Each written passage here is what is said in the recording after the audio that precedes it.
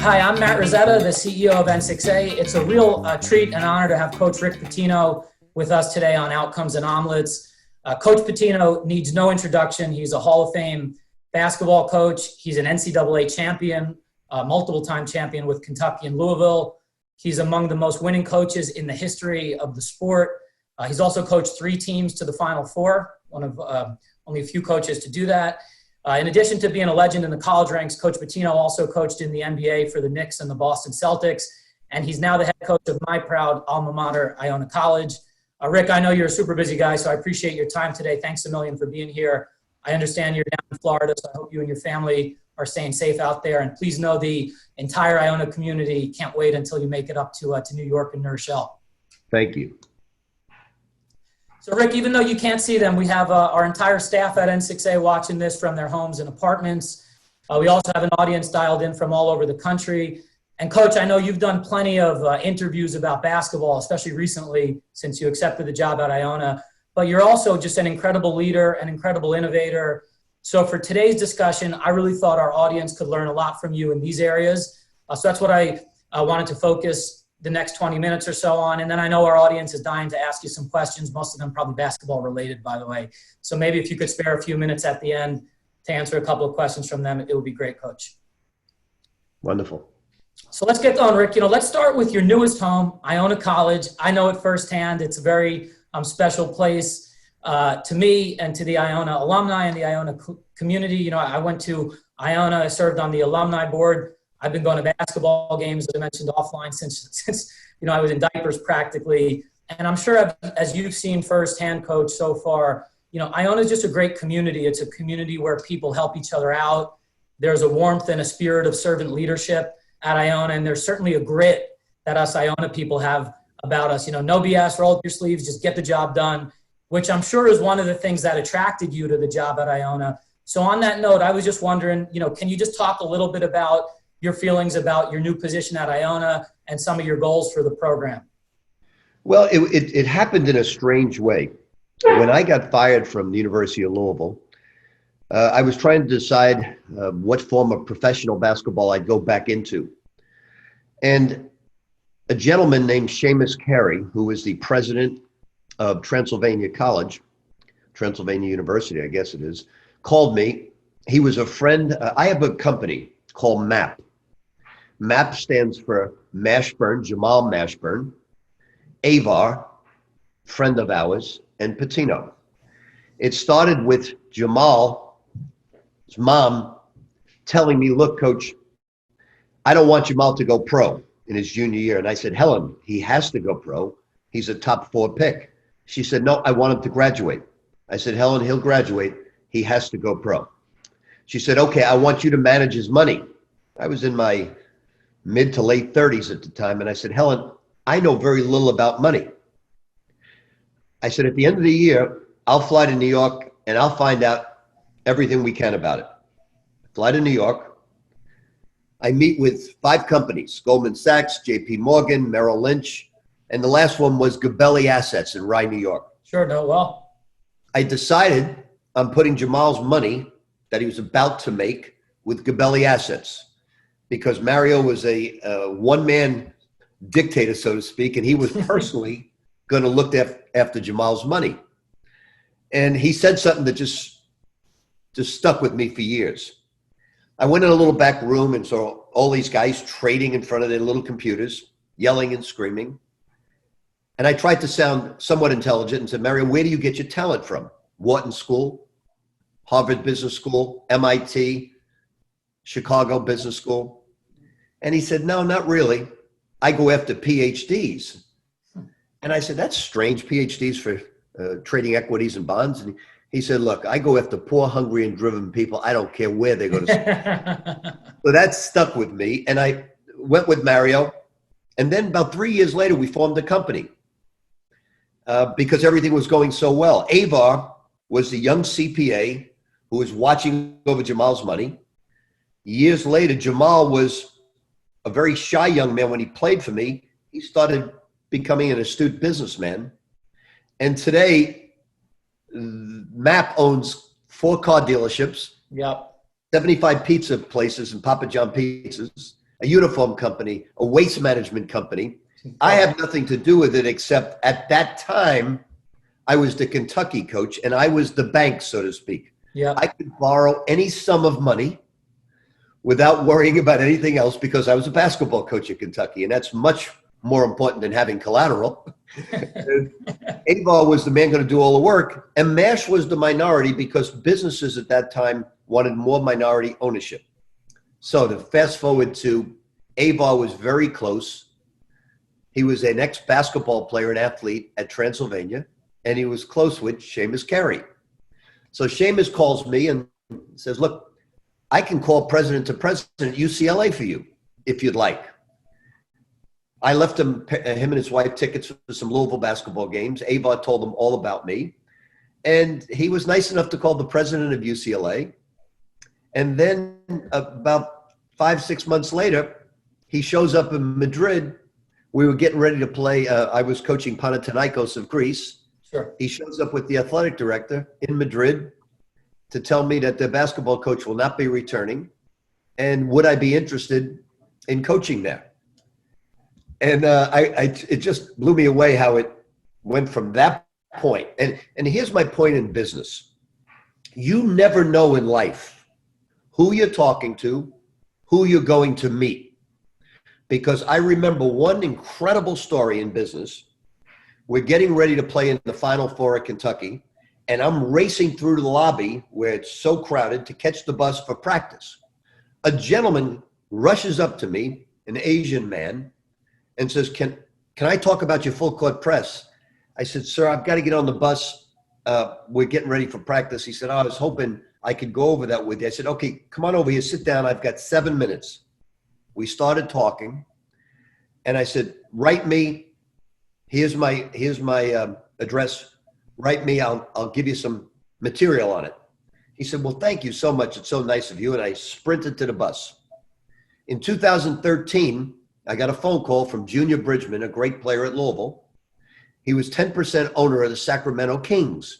He said to me, Coach, our owner wants to offer you the general manager's job.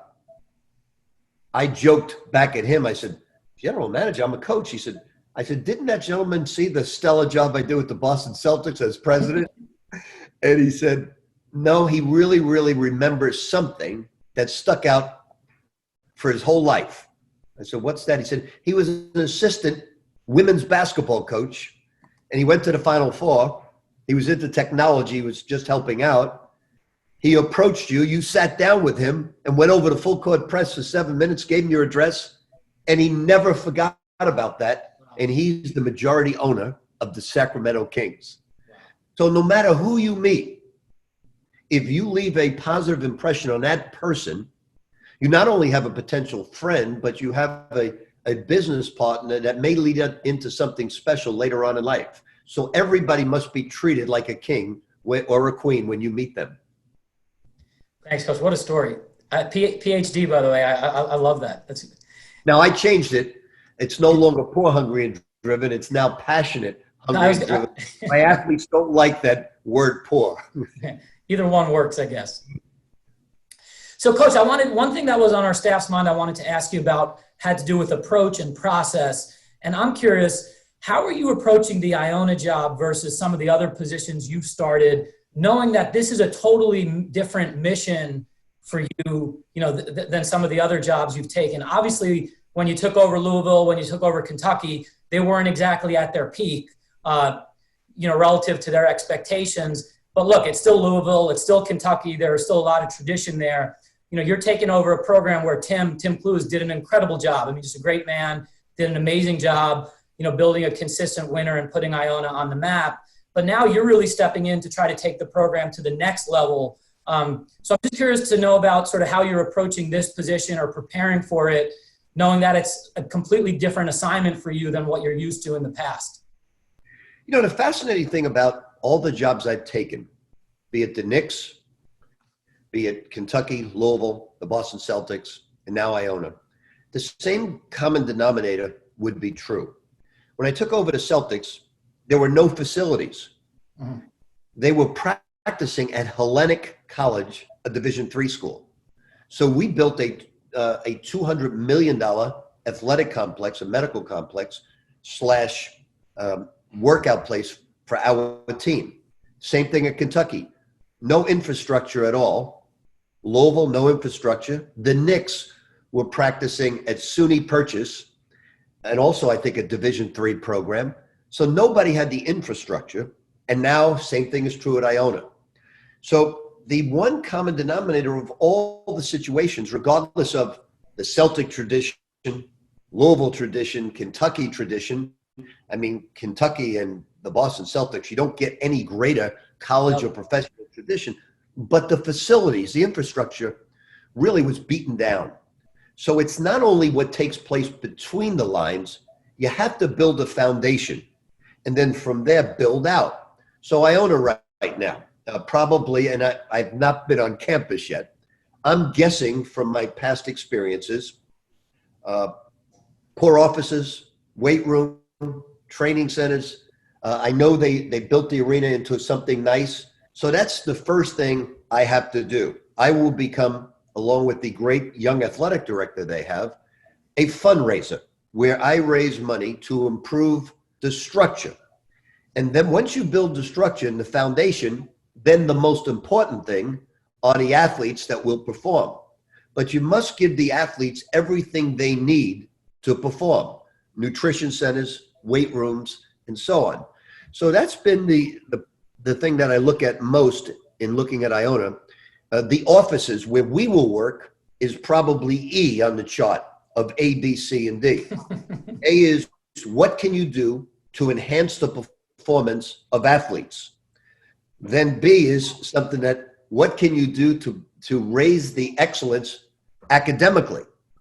Because believe it or not, one thing I take great pride in, and I've been through a tremendous adversity at Louisville, is in all the programs that I've taken part of, we were always number one in academic GPA. So you have to demand excellence in every area, whether it's the weight room, the basketball court, the classroom, and how you treat people. The excellence has to be something you strive for in every area. And those will be some of the challenges I'll encounter with Iona basketball. Yeah. Thanks, Coach. Now, it's a great segue into kind of the core discussion we want to focus on, which is management and leadership. And one thing you talk a lot about is the importance of humility. And in fact, I remember, I think it was six or 7 years ago now when you were inducted into the Naismith Hall of Fame. In your Hall of Fame speech, you talked a lot about how when you were coaching the Celtics, it taught you a lot about humility, not so much because of wins and losses, but more because you were constantly surrounded by the standards of excellence you just talked about, right? By tradition, by greatness, by legends. Can you just talk about the importance of humility as it relates to building a winning culture and then passing that value down to your subordinates, whether it's your staff or your players or whomever it might be? Well, first and foremost, I have to say humility didn't hit me until the age of 50. And failure had something to do with that. In my 30s, I invented the game of basketball. I was James Naismith Jr. So I thought I was the best coach on earth because of early success.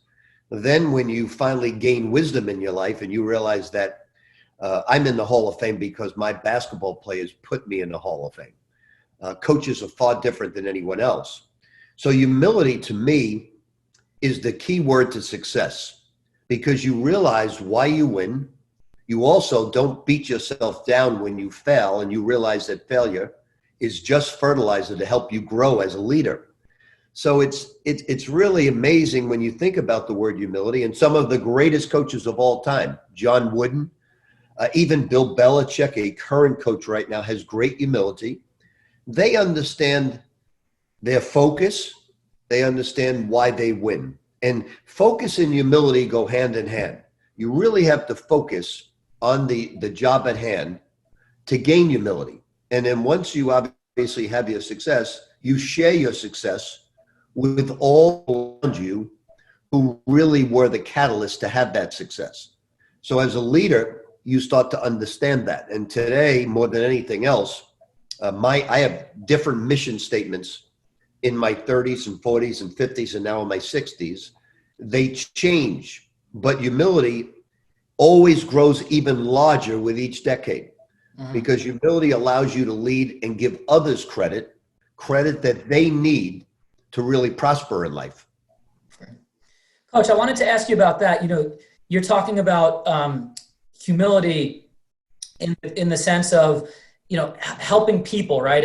And we all need great talent around us and great people around us to put us in the positions, to succeed. So, I'm blessed to have great talent around me on my team and within our organization. I was just curious, you've coached incredible talent throughout your career. What are some of your tips on how you can get great talent to work together, to work cohesively, to stay motivated, and really to convince talent that's already phenomenally, that's excellent to begin with, to reach beyond what they believe is possible? Well, 95% of my success in coaching has been because I hired people that I thought could be more skilled in certain areas than myself. Mm-hmm. So I tried to surround myself with people who were brighter, more innovative, more creative than myself. And right now, if you take some of the leading coaches in the game, Coach Calipari, Coach Krzyzewski, Coach Williams, I probably have had 5 times more assistant coaches go on to be head coaches than all of them. I've had 31 assistant coaches go on to be head coaches. I've coached today 4 NBA head coaches: Brett Brown of the Philadelphia 76ers, Billy Donovan of the Oklahoma Thunder, Rick Carlisle of the Dallas Mavericks, and my student manager at Kentucky, and later my video guy with the Celtics, is the head coach of the Los Angeles Lakers, Frank Vogel. So I always try to hire people. Now, maybe not because they're younger, maybe not their total package would have more information database than me as a 30-year vet, but they have a skill that sticks out, that's better than mine, and I look for that. Maybe to communicate better with younger people, maybe something to do with graphic design. So I look for people that are extremely talented, and I know they'll go on to great heights. So I don't want yes people. I'm not intimidated by people much smarter than me. And I look for not only intelligent people, not only people with that passion, hunger, and drive, but people that are creative. And the last thing I look for more than anything else is people that are not cynical, are not moody.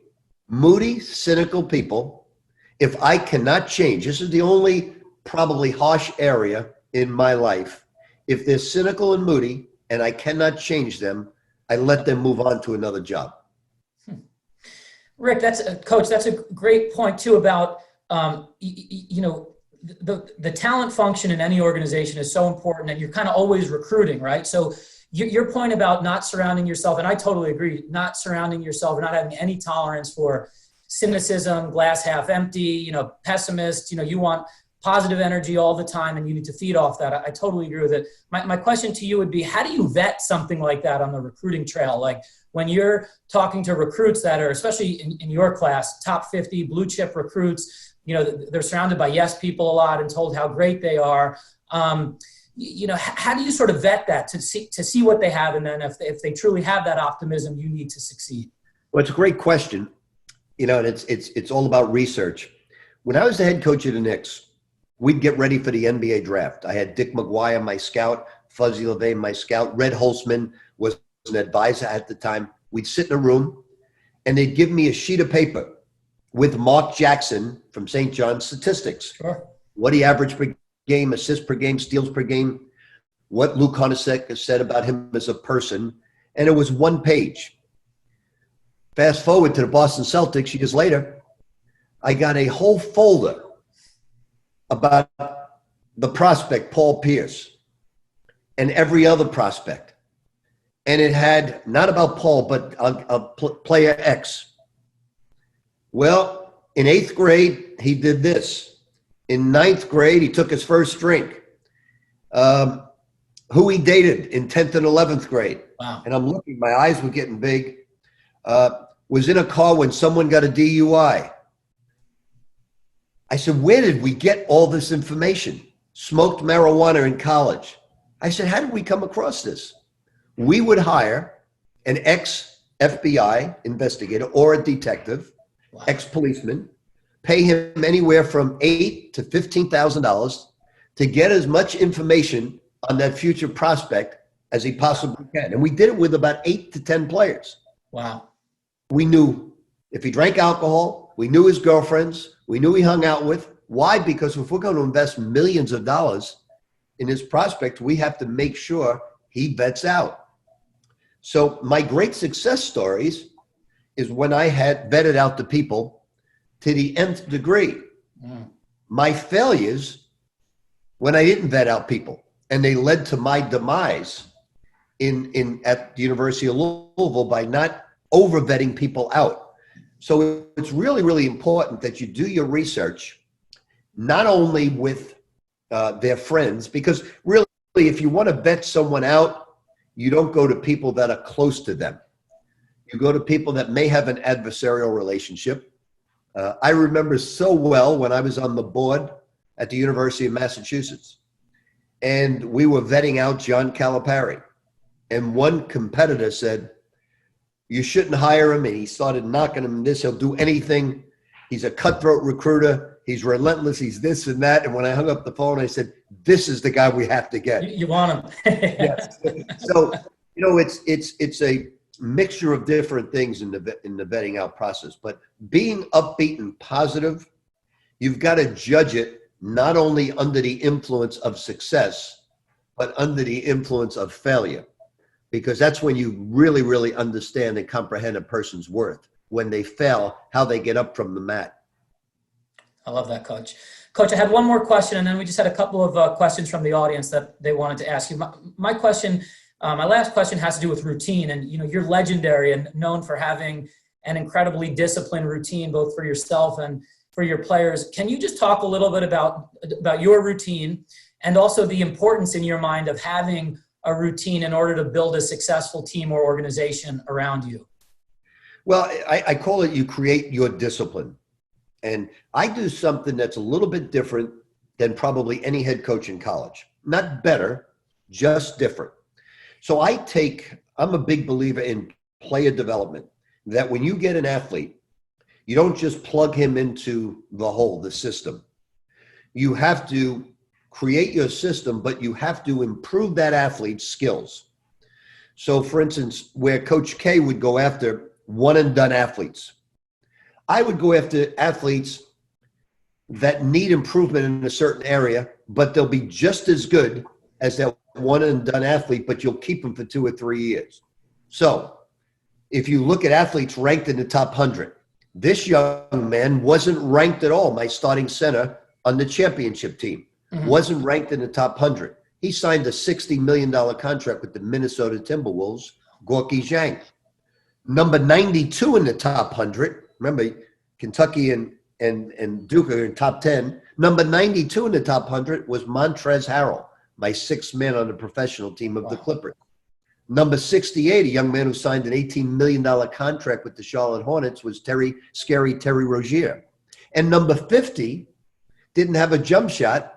That's Donovan Mitchell for the Utah Jazz. That's wild. So I go after people a little bit different. I go after people that have great potential, but they're missing 1 or 2 things. So I take the players in between class time and I work on their skill development. And skill development in business or in athletics is so important. You don't just hire someone who's very creative, who's positive and upbeat. You have to work on their skill development and make them better. If it's not broken, break it and make it better.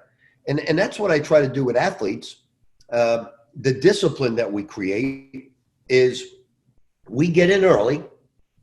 I mean, that's my philosophy, to get in 6:15. Back in Kentucky, we were playing basketball between 5:15 and 6:15 a.m. Wow. Now, being older, I need a little more sleep. I need 5 hours instead of 3. So now I get in at 6:30, and we have our morning meeting at 7 o'clock. We get busy at 8 o'clock. We have our workouts from 9 to 10, 10 to 11, 11 to 12. At lunchtime, I work out. I'm not a lunch eater. I work out. piece of fruit after I work out. Then we have our afternoon meeting. Then we get ready for practice. And then I want everybody home with their families at 6 o'clock. I don't want them working with children and family times. I want them home with their families, because a happy family means a happy person. Better work product. Agreed. And that routine is going to transfer over to Iona, that same routine and that same structure in this environment as well? It will. One of the things I asked Dr. Seamus Carey, I said, look, you'll get a kick out of this, Matt, because he said, I can't really pay you what you've earned in the past. I said, Dr. Carey, you pay me what you want, what you can afford. And he said, but what do you need? I said, more than anything else, I just need housing for the first year, because I can't travel into Manhattan. I've got to live on campus, because I've got to build this foundation. And the only way I can do that is I have to be there to build a lot of different areas besides basketball. And he said, no problem. Then he gave me my contract, and he was right. He wasn't going to pay me much money. But you'll find this really funny, Matt, because I told him I'm ending my career at Iona College. It's a great way to go out. Small, private little college that we can build into something special and build on what Tim Cluse did. And he said, okay, that's fine. So he put a 5-year buyout there.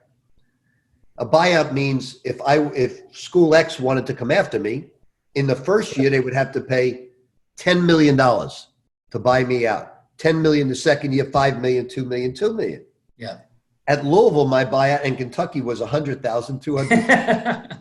And I made significantly more. So I said to Dr. Carey, I said, Dr. Carey, you said you believed in me. You trusted me. You believed in my integrity. He said, I do 100%, but there's not one board of trustee that does believe that. I think I was one of the people who were in their ear to say, once he signs, don't ever let him out. So the basic thing is, more than anything else right now, is when you build something special and you have success, you have to get creative and say, we cannot embrace it at all. We have to break it, make it better, because people steal your properties. They take success, they model after it. So you have to constantly make it better. If you're having a great semester or a great month or a great quarter in business, you have to now say, we're in a danger zone. Yeah. Our people are going to embrace it. We're going to think we've arrived. And you've got to do something to make it better and really get creative with your thought process. Amen. Thanks, Coach. Coach, if you had time, we have a bunch of questions from the audience. If we could just get 2 or 3 real quick. One is from Shayla Radori, who's one of our great managers in our New York office. She said, Coach, how do you prepare college players to get ready for some of the stresses and the pressures of the NBA, and how has that changed over time? Well, it's far different. You know, today's athlete in 8th and 9th grade is on social media. And by the way, this phone that's off right here, I call this the trap of technology. Now, I love the phone. It takes me to years ago, I would have directions. How do I get this to go visit this athlete in the Bronx? Turn right, go another 2 blocks, turn left. And I would go in a maze and couldn't find the young man's apartment. Today, this gets me right to his apartment. It gets me a reservation. It gets me so much information that I can Google.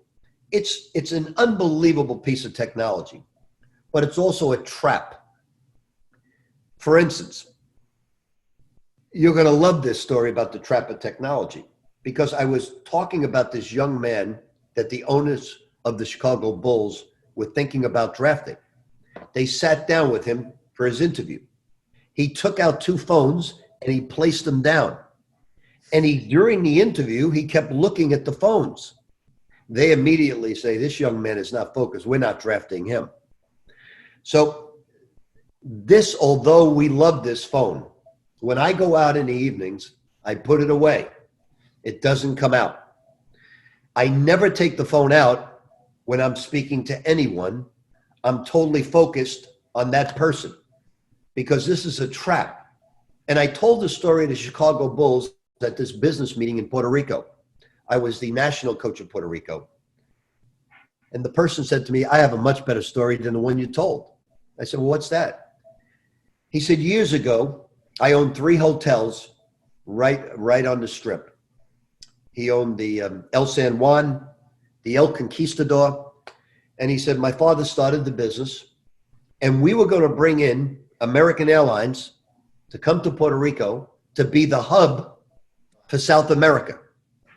We were going to have 7 nonstops a day, and 3 of the people from American Airlines, second in charge, came in with a tripod. They met with the head of tourism, the ministry, second in charge to the prime minister, and they sat down and they listened to American Airlines that they were going to bring in $1 billion worth of planes, mechanics industry, bring in all these jobs, and Puerto Rico is going to be one of the hubs to South America.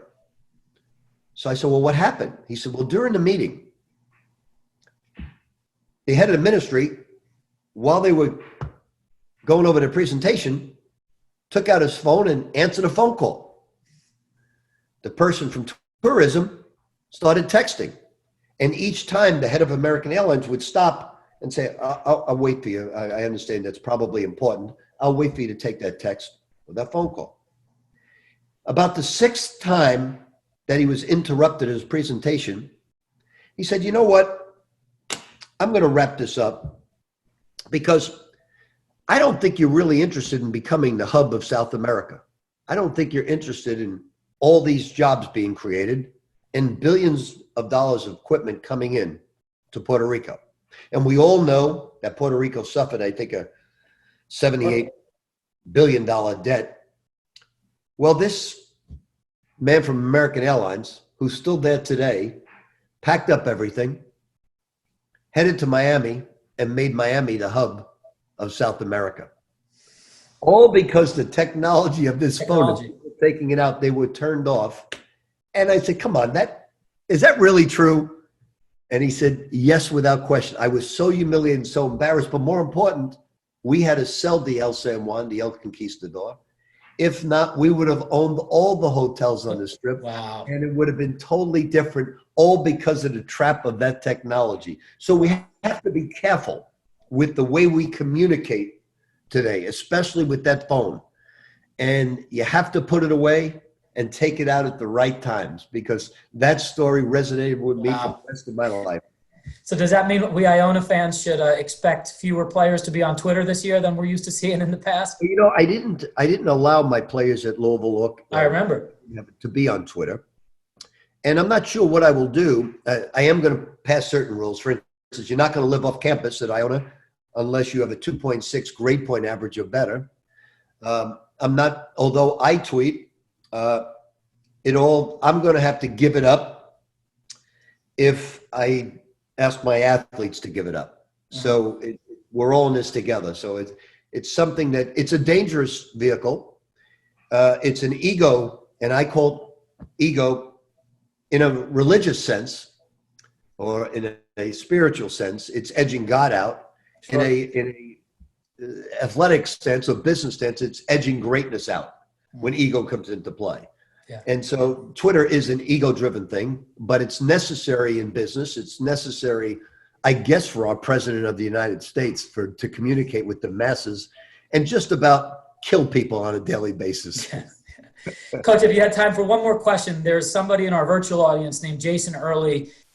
He said, Coach, you've had we hit on this earlier with overcoming adversity in your career. He said, Coach, you've had some of the highest highs and the lowest lows. How important was your attitude and perspective to guide you through those difficult times?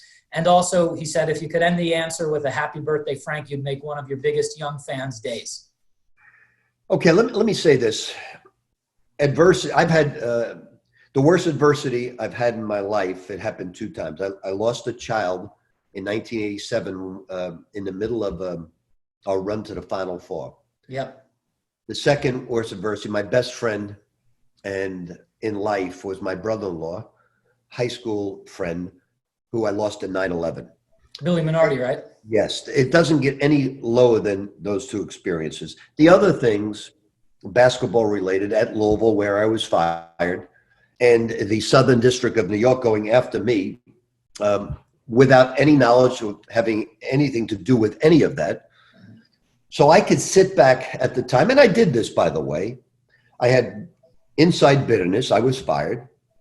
I felt I didn't deserve to be fired. I had nothing to do with, I've never, ever, I can say it with all honesty, I've never cheated in the game of basketball, never gave an athlete $5. And I always tell people, don't believe me. It's not important that you believe me. Go speak to Billy Donovan, Donovan Mitchell, Montrezl Harrell, Antoine Walker, Jamal Mashburn, Francisco Garcia, Taekwon Dean, Gary Plummer, Luke Hancock, Brett Brown, whoever you want to speak to at 4 different colleges, and ask them. Ask any of my assistant coaches. Don't believe me.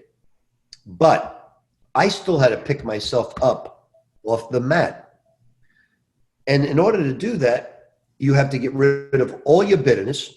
You have to stop making excuses, because I got fired because the people I hired did not do the right things. And as the leader of that team, if people under me do the wrong things, I will suffer the consequences. So yes, I've had the highs are highs, 7 Final Fours, the Hall of Fame, 2 national championships, and the lows of being fired. But you have to pick yourself up and look adversity square in the eye, not make excuses. It's easy for me to point fingers at the people that betrayed me, but I hired them. I'm responsible. So what you do is you learn from the past. You don't live in it. You plan for the future. You don't live in it. You live for today, and you try to build something special today. And that's why I, at the drop of a hat, 65 years old, took off for Greece. Yeah. On Christmas Eve, got on a plane, knew no one. My passion is coaching. I took over a team, lived in a foreign place, knew not a single person, because I love the game of basketball. I'm passionate about it. It turned out to be one of the great experiences of my life. I learned so much more about a different brand of basketball. I visited places like Istanbul, Moscow, Tel Aviv, Madrid, Barcelona, the Gran Canaria Islands, Milan, Germany, so many different places I never would have visited. And it was a wonderful cultural learning experience, all because something bad happened.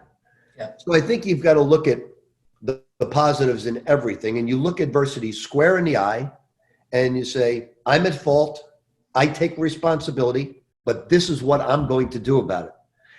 And if you don't look at it that way, and you look at it with bitterness and anger, you can't pick yourself up from the mat. So I've done that. And there have been the highs and there have been the lows, but that's really part of competing. You're going to have the highs and lows, and you're going to have the middle ground as well, where there are very few highs and very few lows. But the highs are high and the lows are lows when you're in the business of sports. Absolutely. Yeah. Well, on that note, hey, Coach, I appreciate your time. This was an incredible conversation. I know our staff and our audience learned so much about management, leadership, work ethic. On behalf of Iona, by the way, we're counting down the seconds till you can make it up to campus. Can't wait to lock arms and show the world what Iona is all about. Well, I am too. It's, the 2, I won't say the best years of my life, my 2 favorite years in coaching. Everybody said, if you didn't leave Kentucky, you may have more wins there than Coach K, because they do the math, and Dick Vitale always says that. I said, no, my 2 favorite years in basketball were Providence College. A small gym, small campus, that the ball, the boy, and the dream could really take place. And now I go back and I remember Dick Vitale telling me this, and it stuck out with me. When I asked him, what do you think of me going to Iona? He said, you know what? Jim Valvano, who coached at Iona, said they were the best years of his life, of his coaching. And that stuck out like Providence College for me. It spoke volumes of what the ending for my career would be like. A ball, a boy, and a dream again. And I look forward to that dream. Awesome. Coach, 1987 with Providence, you were obviously dreaming at the time, right? I mean, that was a little school you put on the map, took them to the Final Four. Now you're ending your career with a dream as well. I'm fascinated by that. I mean, you have nothing to prove to anybody at this point in your career. But is there still a part of you inside that is dreaming today at, in your 60s, just as much as you were dreaming when you were a young coach trying to make a name for yourself in the 80s, when you were 30 years old or whatever? Well, believe it or not, at 67, I'm much more passionate today. And I was extremely passionate at 37, but I'm more passionate today at 67 because I know my window is closing. I know I have anywhere from 5 to 7 years, God willing, good health, to coach. At 37, you think, you think you're going to go to 67, so you're not in a rush because your window's not closing. So I'm much more passionate now because the window is closing. And to take Iona College, where it's at right now, and build it to something special. And not only between the lines, it has to be with academics. It has to be what you do as a mission statement with the players after they leave Iona, because that's really, really important that you take those players. And I tell every recruit, I'm going to live vicariously through you and your success. I'm not going to live it through my success. And the second thing with the mission statement is, what can we do with Iona to last for a long period of time after we build it? So the next coach comes along and he could sustain that excellence. And that's what building a strong foundation is all about. Awesome. Well, let's be PhD together. Passionate, hungry. For me, it's delusional. Passionate, hungry, and delusional. That's what people say on me. But with you, it's driven. Thanks, Coach. We appreciate your time. By the way, if you wouldn't mind, we have a big fan of yours named Frank, whose birthday it is today. Would you mind just wishing him a quick happy birthday? Hey, Frank, happy birthday. I'm not sure how old you are. I imagine you're young. Be passionate, hungry, and driven, and have a wonderful day. Awesome. Coach, thanks a million for doing this. Appreciate it, and go Gales. All right, go Gales. Take care. Stay safe. Give my best to your family. Stay safe.